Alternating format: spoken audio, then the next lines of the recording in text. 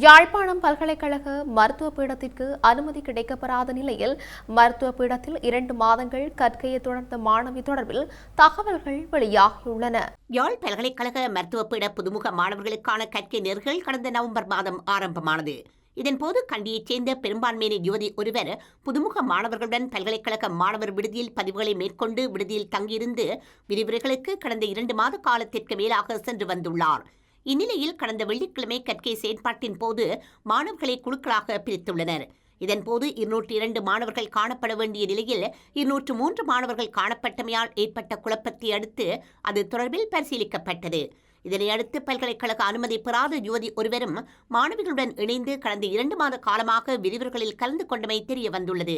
இது தொடர்பில் கருத்து வெளியிட்ட மருத்துவ பீடத்தினர் மாணவிகள் மத்தியில் உயிரியல் பாடத்தில் 3 சாதாரண சித்திகளை பெற்ற கண்டியைச் சேர்ந்த யுவதியும் மருத்துவ பீட மாணவர் விடுதியில் தங்கியிருந்து விரிவுரைகளுக்கு வந்து சென்றுள்ளதாக தெரிவித்துள்ளனர்.